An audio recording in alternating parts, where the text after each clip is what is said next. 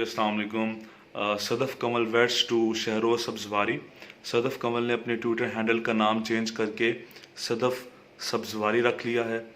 That's completely ensures अस कि सदफ कमल की शहरोज सब्जवारी के साथ शादी हो गई है, और इससे रेलेवेंट कुछ पिक्चर्स भी ट्विटर के ऊपर उन्होंने अपलोड की हैं, वो मैं अटैच भी कर रहा हूँ। लेकिन आज इस वीडियो को बनाने का मकसद कतन ये नहीं था, क्योंकि मेरी बिल्कुल ये फील्ड नहीं है। लेकिन आज एक कन्फ्यूज़न की स्टेट में हमारी कौम है।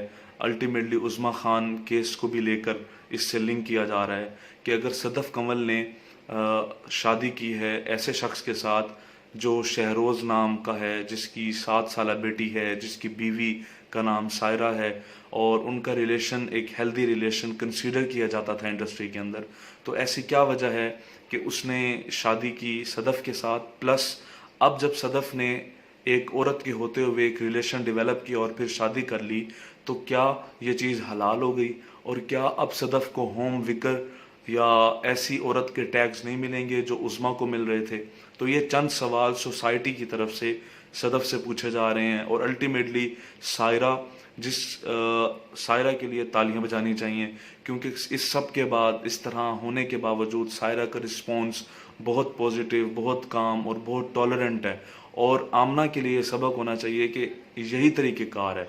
अगर आप इस तरह करेंगे तो आपको सोसाइटी भी सपोर्ट करेगी, और कुछ करने के बाद भी आपके हाथ में तो कुछ आ ही नहीं सकता। अभी भी आमना के हाथ में कुछ नहीं आया, तो लेकिन अब सायरा के हाथ में एटलीस्ट इज्जत है, रिस्पेक्ट है, लोगों की हमदर्दियाँ और प्यार हैं। और अल्टीमेटली एक वक्त आएगा कि अगर सायरा बिल्कुल ठीक हुई तो इंसान को खुद समझ आ जाती है। लेकिन अब सवाल यहाँ पे ये है कि आप अब ये बताएं कि अगर आप आज सदफ को क्रिटिसाइज कर रहे हैं तो लोग आके कहते हैं कि भाई इस्लाम में तो अलाउ है। बात यह है भाई कि हम बहुत कन्फ्यूजन की स्टेट में हैं। हमें समझना है कि इस्लाम किस जगह पे किस चीज़ का हुक्म देता है।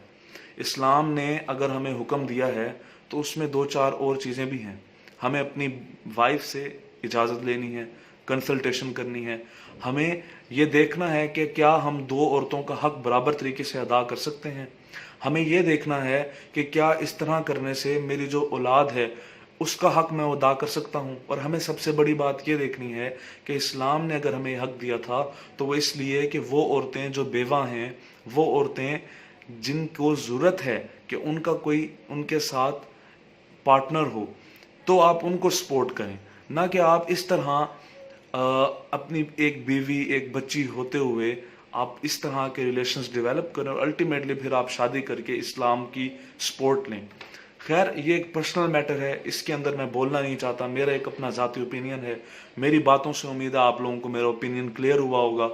मेरा ओपिनियन गलत भी हो सकता है, लेकिन द थिंग इज़ कि हमें ऐसे मामलात पे बहुत कंस्ट्रक्टिव और रैशनल तरीके से सोचना है। आज हमें देखना है कि हम उज़्मा और सदफ के केस को मिला नहीं सकते, क्योंकि उज़्मा ने जो तरीक़ेकार इख्तियार किया वो सदफ ने नहीं किया।